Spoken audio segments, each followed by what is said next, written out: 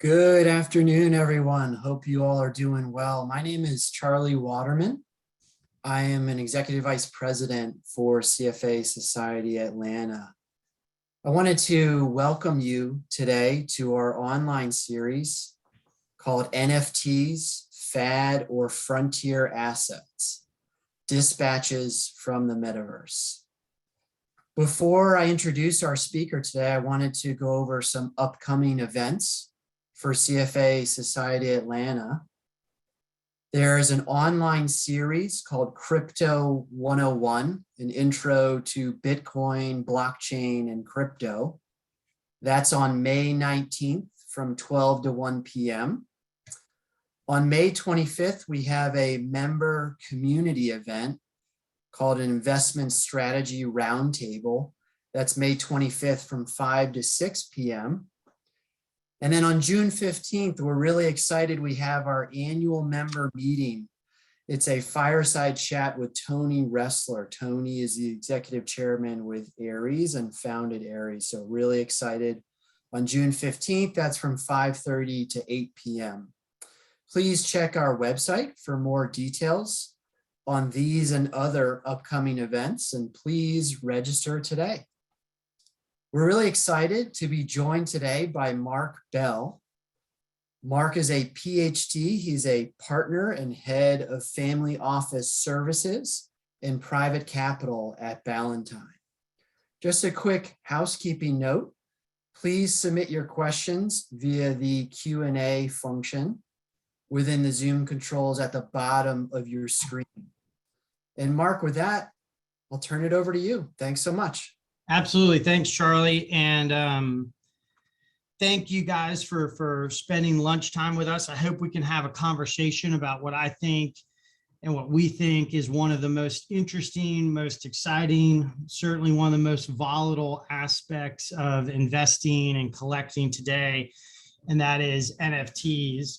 I was excited by the number of folks who contacted me earlier and said that they were going to join this conversation. And so I didn't know I had so many smart friends. The CFA Society is obviously a fantastic organization, and it's a real privilege to get to talk to you guys and be in conversation about this idea of, are NFTs something that are here to stay, or is it more of a tulip fad? And to kind of give the bottom line up front, we are in very, very early innings, and there are a lot of good arguments for it as a fad, and there are a lot of good and important arguments for it as a frontier. And we'll try to scope some of those out for 30 or 40 minutes and hopefully have some conversation about some of our thoughts and observations.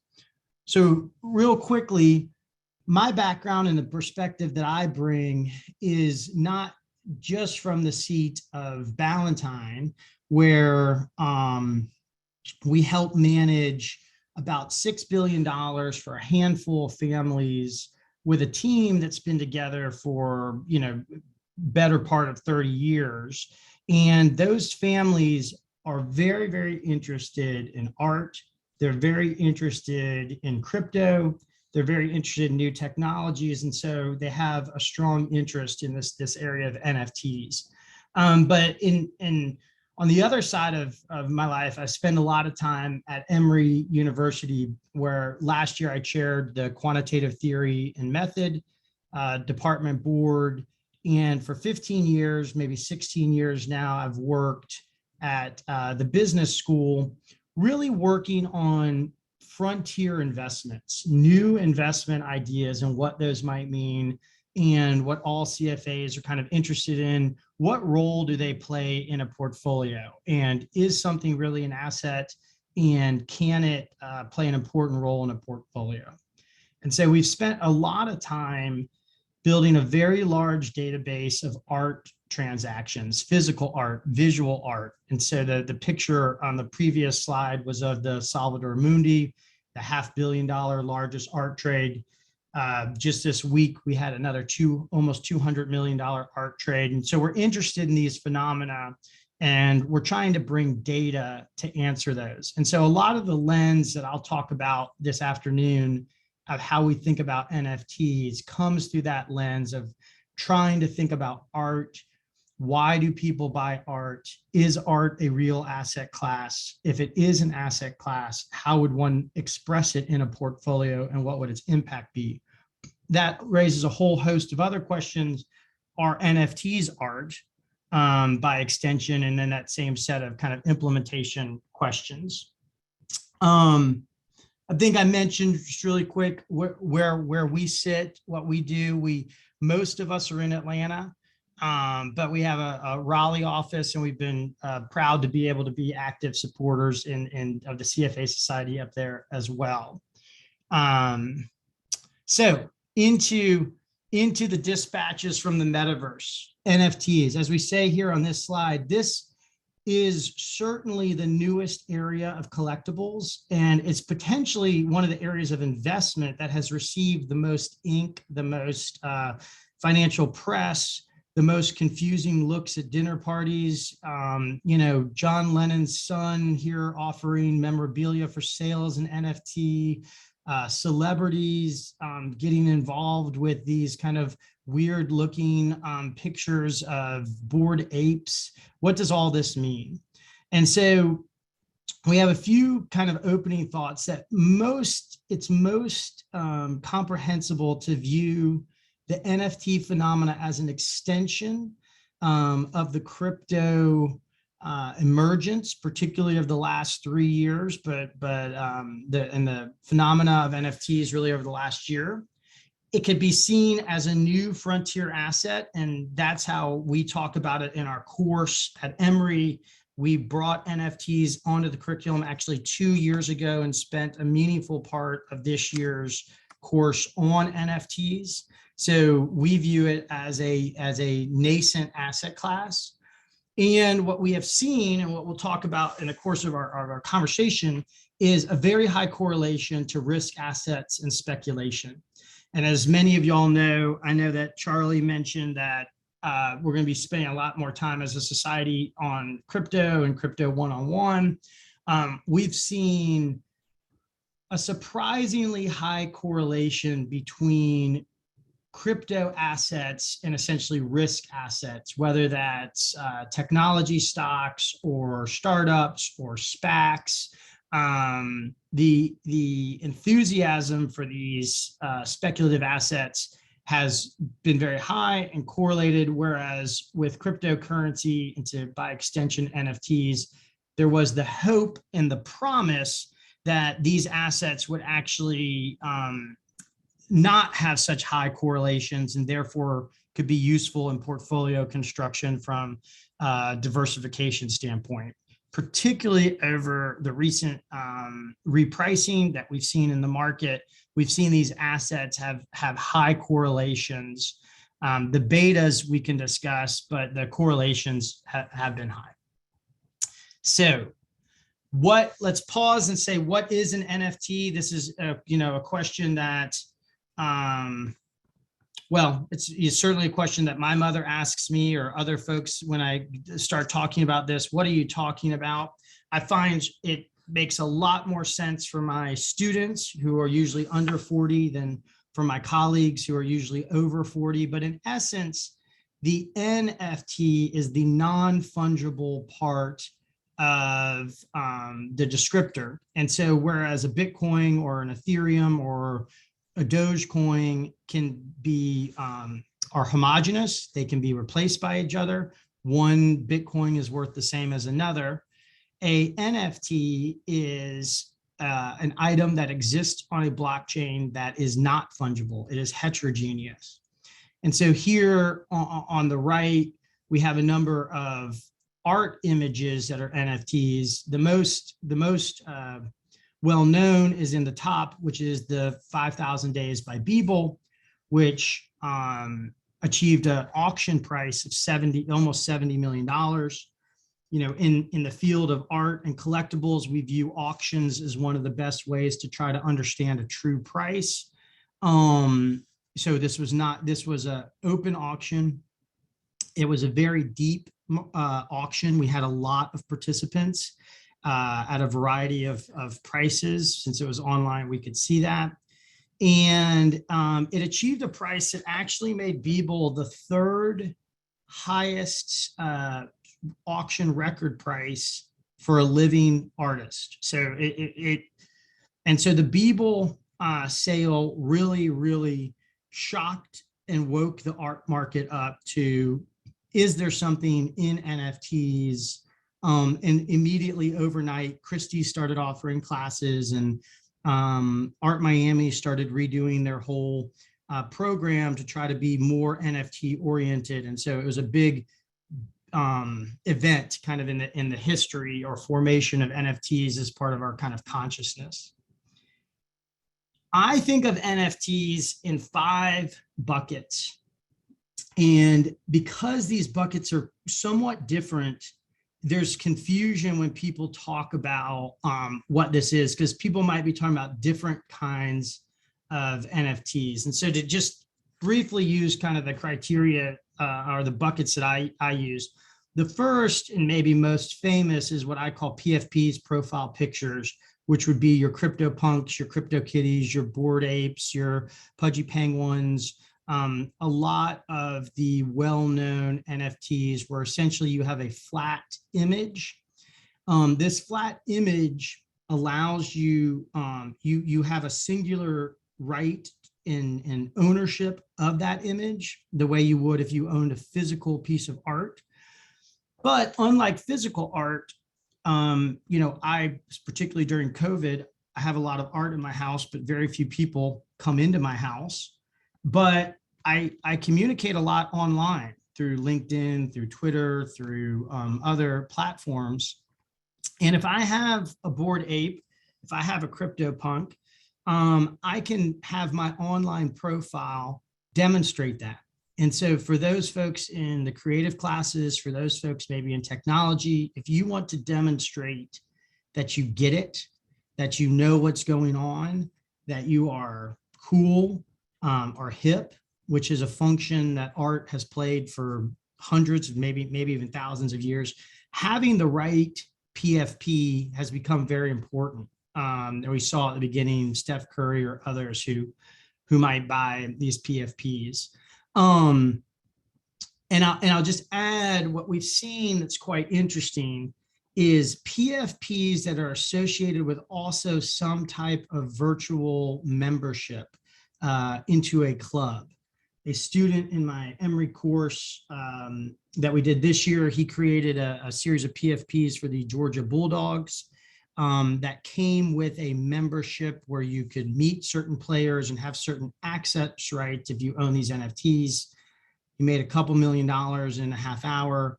He did not obey the 10% cut to the professor rule, but he, having some access. And I think what we've seen with Bored Ape Yacht Club is being able to be part of a group is an important part of the success of some of the profile picture projects. Then we have art, and so that's a Bored Ape down in the bottom left with his 3D glasses on, just as an example of that first bucket. The second bucket would be what we call art blocks. Many of these are generated dynamically through the actual cryptography of the blockchain. And all of these are on Ethereum generally. There are some that exist on Bitcoin ledgers, but this is generally an Ethereum phenomena with another protocol called Solana being kind of close behind it. But art blocks are essentially what a lot of us would think of as traditional art. They might be graphical lines, colors, and some of these have achieved tremendous prices in the millions, and they're very kind of exciting and dynamic, but maybe more traditional view of what people would think of as art. And then as we go out, I think it starts to get quite interesting. And so Top Shots is the biggest player in what I call moments. Tiger Woods sinking a putt at the Masters, or LeBron James doing a fantastic dunking in basketball. I can own that moment the way that 50 years ago, 70 years ago, folks would own baseball cards. youth would own baseball cards and they'd collect them and they'd hold them and they would enjoy gathering them together. And this has become very, very interesting because so many phenomena that exist only in time, be it ballet or athletic events, the idea that you can own that moment is really quite revolutionary, in my opinion, and changes an area of collecting. And maybe even more interesting than moments is virtual worlds, where and so that's a top shot kind of in the middle bottom there. I'm not sure what the player is that's shown, but the next one over is Axie Infinity, which is the largest virtual world where people can pay hundreds of thousands of dollars to buy characters.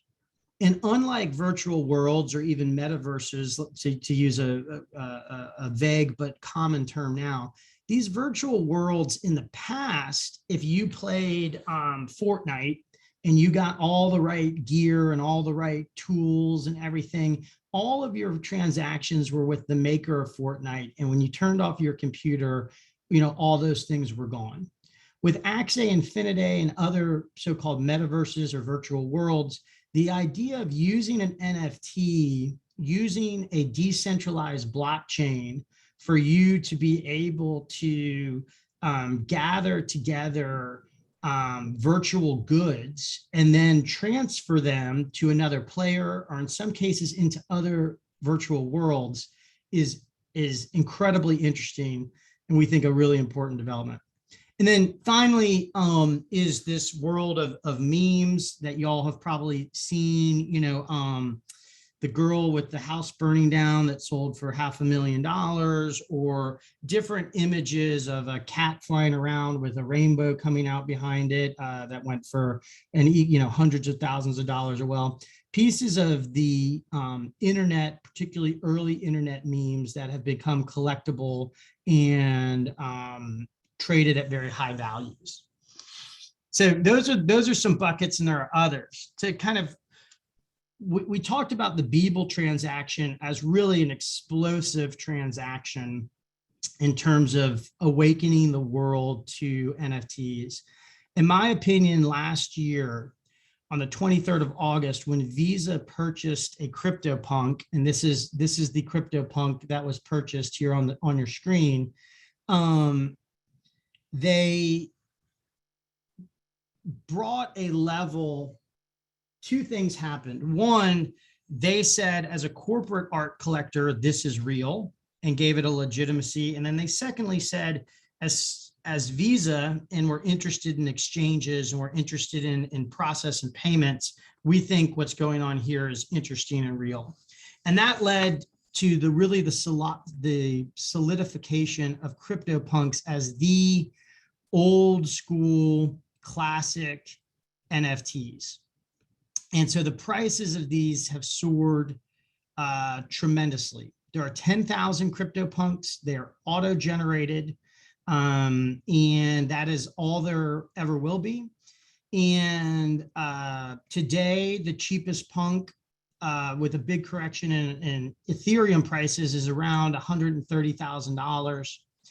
One of my former students bought 9 CryptoPunks at Sotheby's for, I think, $11.7 million. And so the collectability and the pricing around these have become very, very elevated. And it's really been in that August period of last summer, for those of y'all who are familiar with this space, that was almost the height potentially of NFT mania. A huge explosion of projects, a huge explosion of people coming into the market and becoming interested in it. So as I said in my opening remarks, we try to bring as much data as we can to understanding what's going on here. This is a very meaningful market, measured in the tens of billions.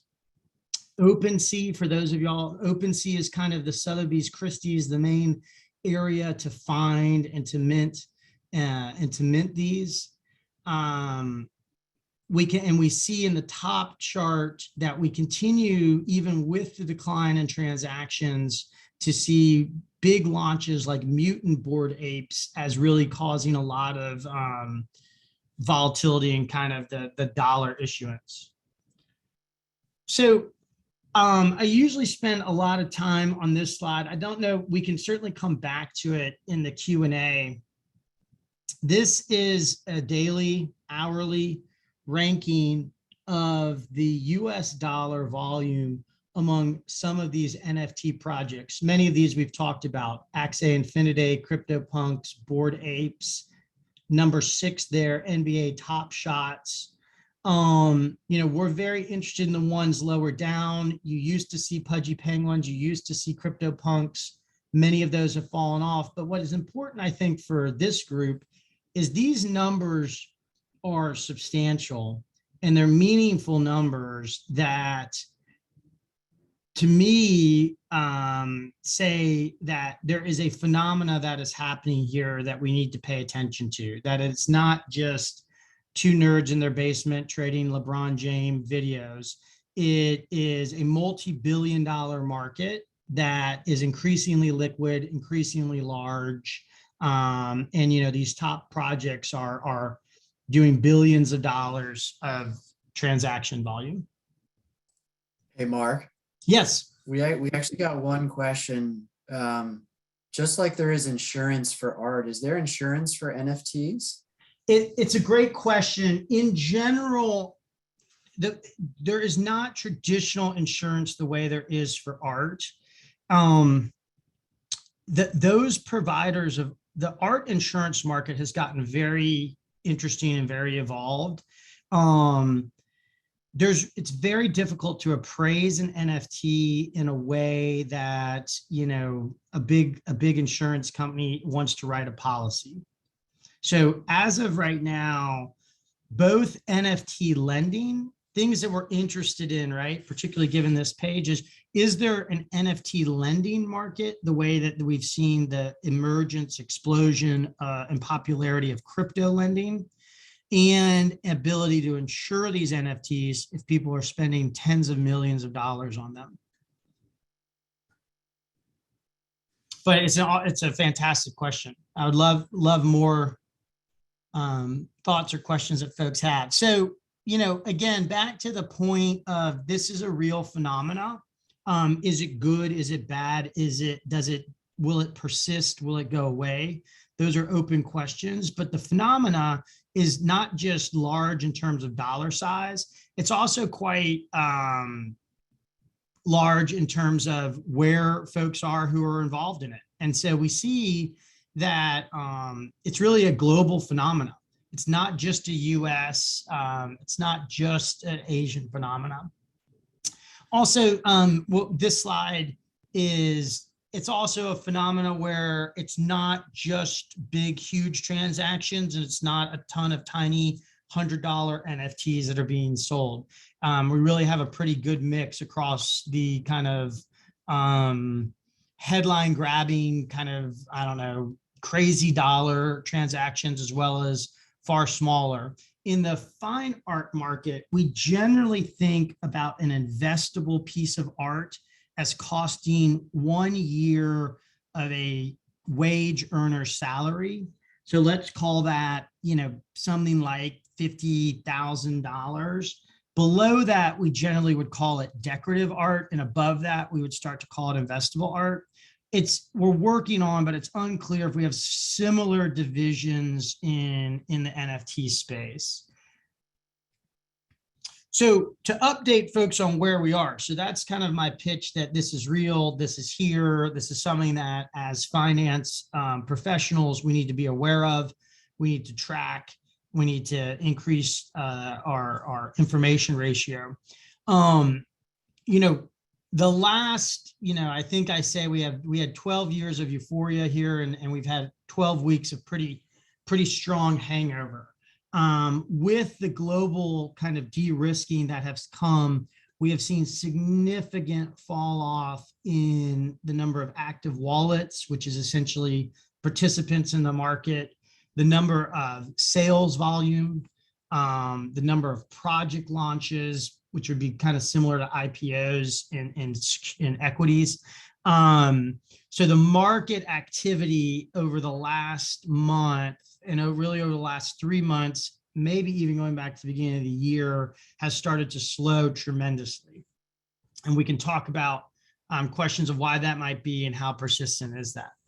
So to kind of bring us back around, okay, we have a lot of folks who are interested. We have a new technology.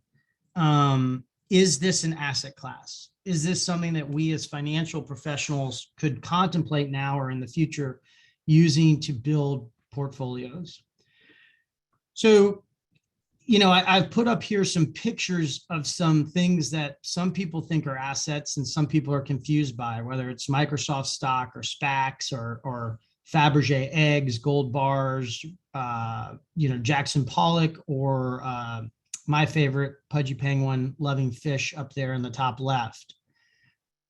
Many folks do view these as stores of value. That is a big part of a lot of the enthusiasm around particularly the so-called classic NFT projects. It's also a global phenomena. Like many collectibles that are important, not having it be more than just a local object of collecting is important for it to be viewed as an asset. Portability across platforms, like we talked about, the ability to take your virtual art or your virtual goods from one metaverse platform to another increases the argument for a use case and value holding. And most important for me in the work that we do and the research that we do is that we can see classic asset signals in these assets. And I'll speak to that a little bit in a second, but we see the announcement effect, which is very important for art. We see certain price driving catalysts, and we can absolutely demonstrate momentum. And so when an object exhibits, whether virtual or real, kind of classic asset signals, we say kind of if it walks like a duck, it may well be a duck. The arguments against it are incredibly persuasive as well. We clearly have no cash flow, particularly since there is a very limited market to lend against such items. The argument that these don't have intrinsic value, these are just tulips of our modern age and people want them just because they want them. Many people have argued that these items do not have artistic merit. My child could draw this Pudgy Penguin in the top left. I would just say very briefly, and again, we can spend hours discussing it, but most new art phenomena over the last 500 years have met with very, very strong resistance from the traditional connoisseur, broker, advisor class, whether it's Deschamps, Basquiat, or even the move from, the Sistine Chapel on canvas. And so just because art connoisseurs don't like Cryptokitties, in my opinion, doesn't mean that, that they're not art. No barriers to entry. Anyone can kind of do this. So how collectible are they if it's quite easy to create a series of NFTs? And then back to the question of, is there an insurance market? There's really no historical consensus on value. And so, we see here a Fabergé egg, which I have always felt are pretty hideous items, but we have agreed through time that they are valuable and that they are desirable, and therefore they are. We do not yet have that really with NFTs, given that we're really only a year into, kind of NFTs as almost a mainstream phenomenon. Hey, Mark, we actually have another really good question. Sure. Are there funds that invest in NFTs to help diversify some risk versus buying individual NFTs? So it's a fantastic question. And I might go to one of my appendices, even though I've now revealed my big takeaways. So the answer is yes, there are a number of NFT funds. We are not comfortable with any of them yet because most of them have a strategy of essentially what we in the CFA world would call buying the IPO. And we'll talk about how that strategy has not worked great.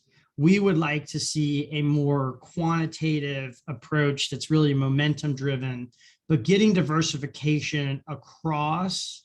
And there are a number of people who have tried to buy the picks and shovels kind of strategy. So purchasing shares in OpenSea, which is the main marketplace for these, or purchasing something like Solana, which is a cryptocurrency that's dedicated really to NFTs as a way to say, I don't know which NFTs are going to do well or why they're going to do well, but I do think it's real. So there are a number of ways that people have tried to diversify risk. One of the most interesting is fractionalization. And the fractionalization of collectibles, in my opinion, is a really important phenomena in investing. In the past, large institutions, Emory's endowment, would kind of lead us into new areas of investing like reinsurance or purchasing intellectual property rights. What we've seen over the last 3 to 5 years is that retail investors have led a lot of innovation. And one of those innovations has been an excitement around fractionalization. So Masterworks, which some of y'all might be familiar with, and which is worked with a lot of the data that I discussed, we developed at Emory, has been very successful in creating an ability to buy fractions of blue chip art.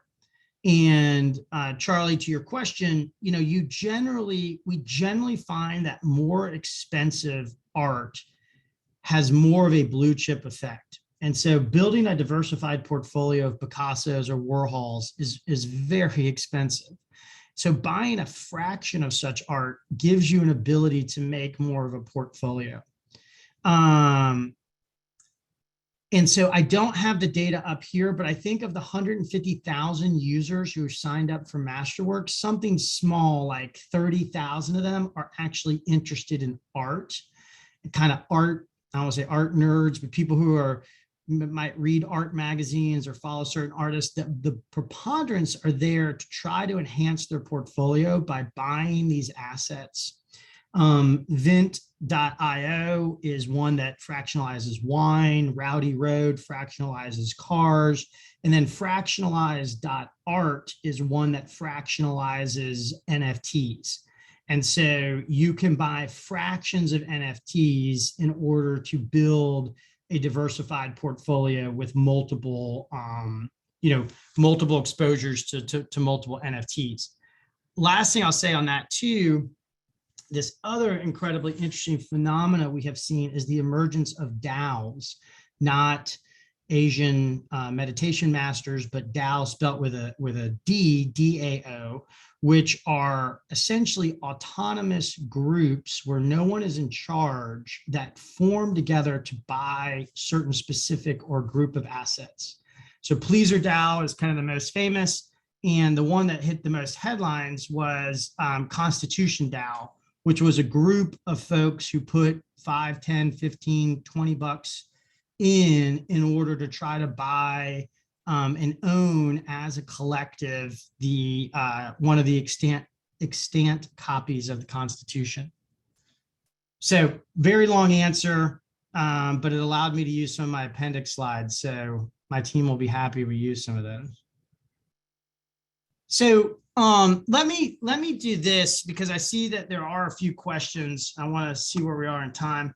Let me just tell you some of the strategies that we have thought about and tried to build data around, and then we can kind of open it up to a discussion. So again, what's interesting here is because these transactions are all done on an open blockchain, we have a lot of data.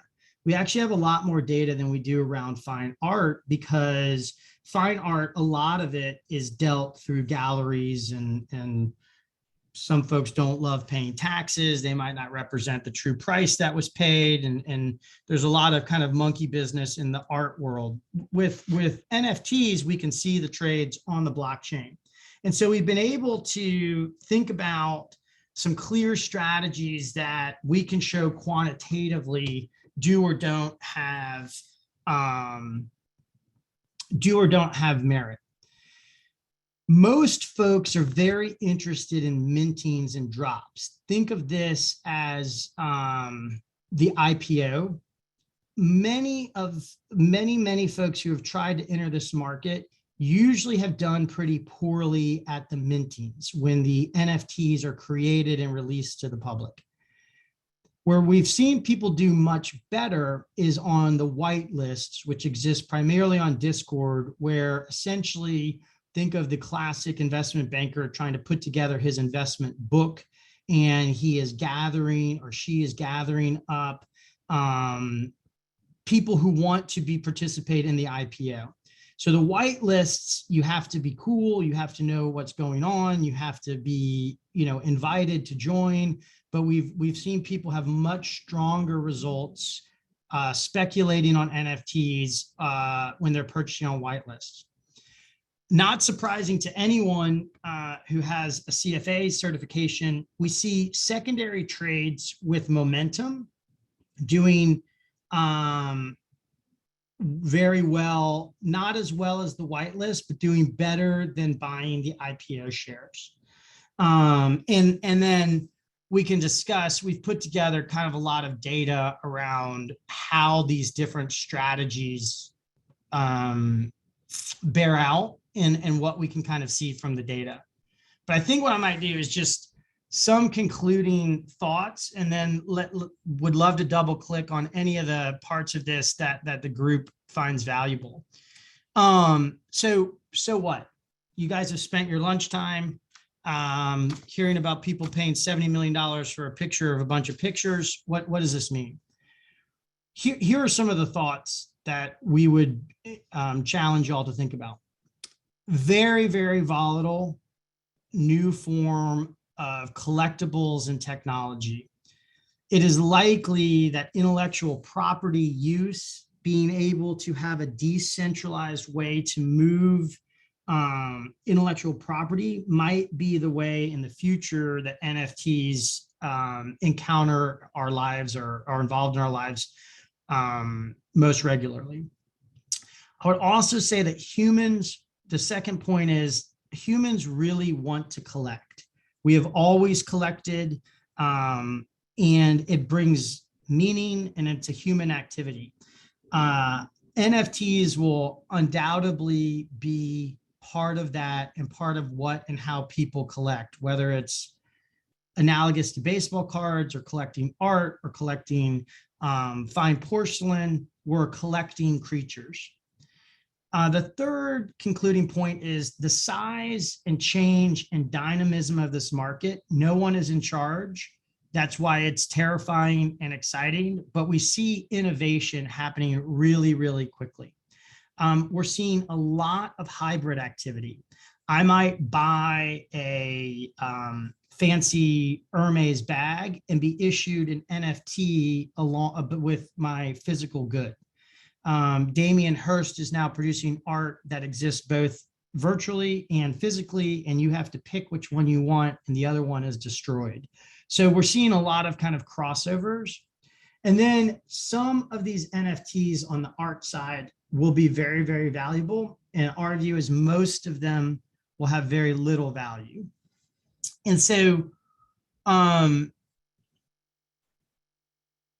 we had a moment last summer where a new technology in the form of blockchain and a new approach to finance, this idea of decentralized ledgers, decentralized finance, collided with a moment of very high speculation, very cheap money. And we saw a real explosion in activity, billions and billions of dollars. this, has blown off over the last 12 weeks. Does it return? Does it return to the strength that was at last year? Remains to be seen.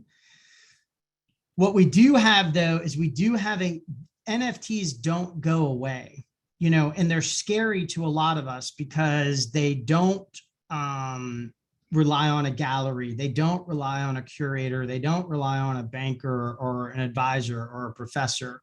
And so that technology that minimizes those and goes kind of more directly is quite interesting. And then finally, I would just conclude in saying what I mentioned before, that the technology behind this phenomena merits kind of us continuing to watch and follow this NFT space. And so as professionals in the world of investing, I would encourage all of us to continue to get smart and watch a phenomena that we are certainly in the first, or maybe even the top of the first inning as it develops. So Michael, I'll conclude my remarks there and would love to kind of double click on any of that. And I'm also going to turn on my very efficient office light, which turned off halfway through. So I'm still here, just light turning on. Okay. We could still see you, don't worry. There aren't any additional questions in the Q&A box, but one question I actually have, can you talk about the risks of investing or using or buying NFTs? Have there been instances of fraud, or what would you highlight as the biggest? So yes, so there because it is, a truly kind of unregulated and by definition kind of no centralized ledger, you have all kinds of phenomena, and I don't want to say bad behavior, but essentially bad behavior that we used to see, 100 years ago in equity markets. So we have a lot of spoofing. We have a lot of times where people will show a false price in order to encourage other people to buy certain NFTs at an elevated price. And that price was just, that price was really from the principal trying to increase the value of his other holdings. That's a very common phenomena. We see wash trades where it looks like a transaction has happened, but the transaction didn't really happen because I just sold from one of my accounts to another to try to show a large price or movement or activity. So there are a lot of challenges. Obviously the challenge we all are familiar with crypto is also losing your passkey, losing your ability to access your NFTs, is a real danger that most people don't necessarily have with physical assets. No, that's really helpful. We are getting a couple other questions, so I'll continue with that. The next one, how would you suggest people follow the NFT market? Yeah, that's a great question. I think, to me, I think Decrypt is one of the most interesting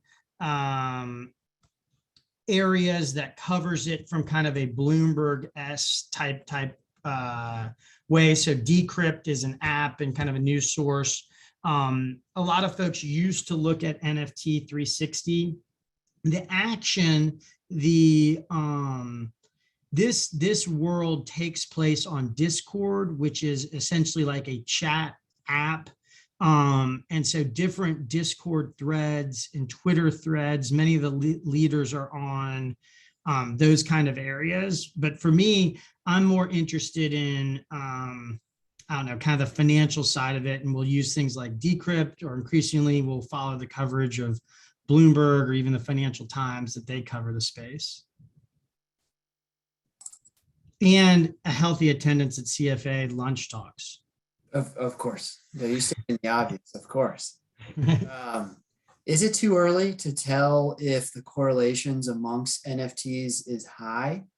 Also, what is the difference between one CryptoPunk versus another CryptoPunk? Yeah, excellent. The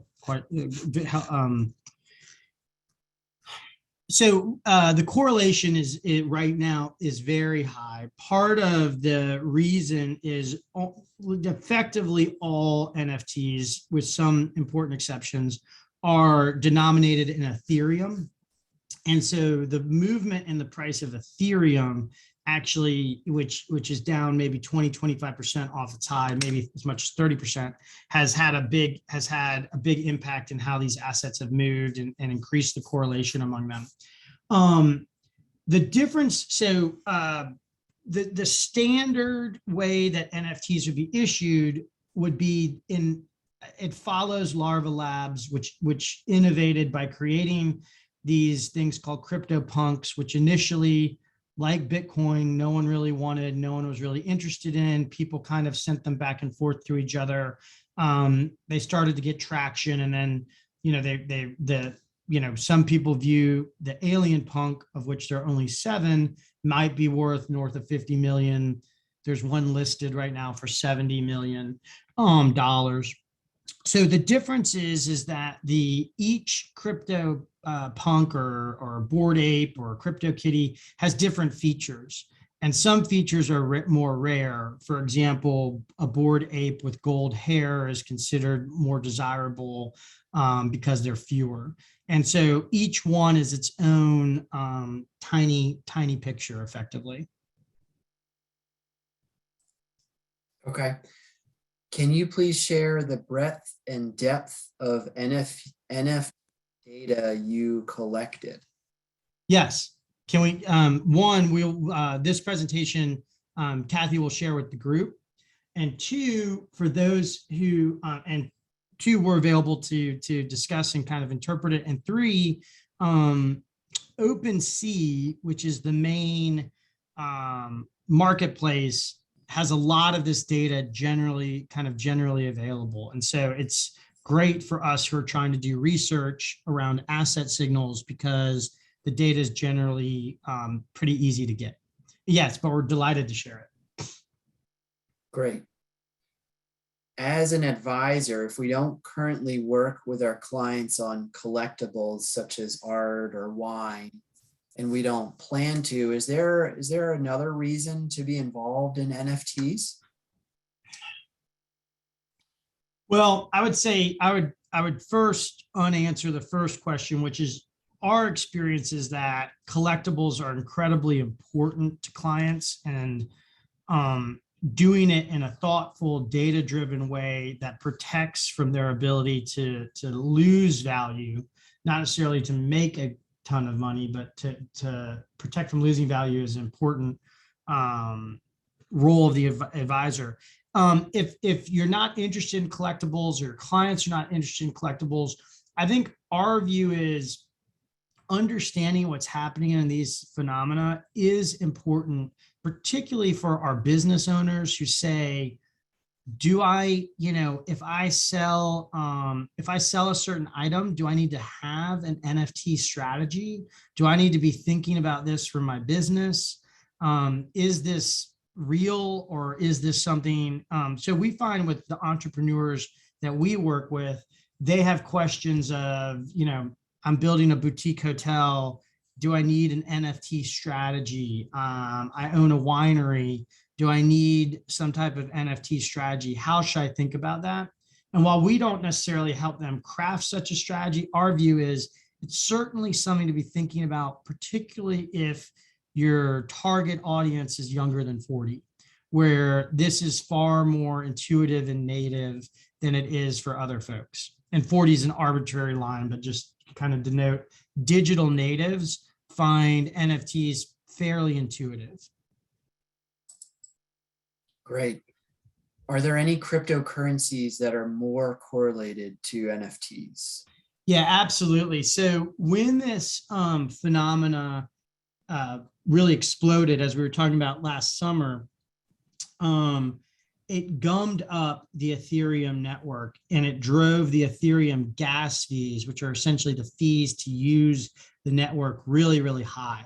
So one of the exciting things about NFTs is your child can make a picture and can sell it, and someone can buy it, and they don't need to have a gallery, and they don't need to have, much infrastructure at all. When the gas fees got really, really high, it became untenable to do that because the transaction costs exceeded the cost of, $100 picture. So a number of enterprising folks started two phenomena happen. One, people began to build new blockchains focused on the NFT markets, of which Solana is the largest and potentially most competitive to Ethereum. The other thing is that Ethereum has moved to change from a proof of work to a proof of stake blockchain network to try to address not only the very high gas fees, but I think a concern that a lot of folks have, which is the very high energy cost and resulting kind of pollution that goes with using this decentralized network. So Solana, but there are a number of other coins which are really just blockchain protocols that are focused on this NFT space. And we've seen, Charlie, really interesting phenomena where Facebook, now called Meta, where Coinbase, not having its best week this week, but huge players nonetheless, saying that NFTs are going to be a very important part of their strategy going forward. And so we will see and encounter this more regularly. And as a result, I'm hopeful that the difficulty or the slight difficulty and cumbersome of exchanging on the Ethereum protocols that these were originally built on will diminish. Great. Do you see NFTs allowing for better monetization of creative works compared to past mechanisms for monetizing creativity? Yeah, to me, this is one of the really, really exciting things. I think we are creative people, and that, unfortunately, you're told early in life to stop doing that and study for the CFA and get an awesome job, and but that we remain quite creative, and that the ability to create and monetize, create creative work, whether it's what you and I would think of as traditional art, or whether it's things like music or images. I think the liberation of it is what has led the Facebooks and the Coinbases to say, gosh, this is kind of a revolutionary moment where I can make something, and Charlie, you can say you think it's awesome and you can buy it, and there's really no middle people involved. And so that's part of why we see the middle people of the world saying this is complete garbage. But yes, absolutely. I think that the creative potential and the ability for people to actually get paid for their creativity is there. And so this is, an Etsy-like democratization for kind of creative intellectual property. So one last question, and this is again from me. One of the types of NFTs you went through was moments. Mm-hmm. Example of LeBron James doing an amazing dunk. Yeah. I don't quite understand what that means in terms of someone paying money for that. Is that kind of analogous to a copyright on that? Super interesting question. Moment? Yeah. So it's confusing. It is not a copyright on the moment. So the NBA will continue to own the footage, and LeBron James will continue to own his own name and his own, ability to use his image. What you're buying is almost, think of it like a baseball card that is three-dimensional and has some type of moment in it. And these, I don't know how many of these have sold for over $1 million, but the number that have sold for over 100,000 is significant. And so these moments, you own the one unique image of that. You don't own a copyright where you could then go and sell it or integrate it into the CFA, website or something like that. Think of it more like a baseball card, where the baseball card, the player still owns his own image, and the franchise still owns the name to the Cardinals or whatever it might be. So what you own is a unique instance. And so this is what drives people a little bit crazy. They say, well, wait a minute. Well, why can't I just take a picture of it? Or why can't I just take that Pudgy Penguin or that Cryptopunk and just copy it off of your Twitter and put it onto mine? And the answer is you absolutely can. And there are people who do, but we also, can take a picture of the Mona Lisa, and we also can digitally print on a digital printer an exact replica of the Mona Lisa. But we understand that having the certified one has just a vastly different level of value and collectability. So if you own LeBron James's, amazing dunk, you own it, you can trade it, and it's unique. And it's unique from the digital address that it's given across the Top Shot platform, if that makes sense. Okay. No, thanks for that explanation. There aren't any other questions. Mark, do you have any final remarks? No, I've really enjoyed the opportunity to, again, talk about something that I think we will be talking about more and more in the coming years. And if we're not talking about it, our children certainly are. And so I would encourage folks who want to continue this conversation. We'll make these slides available.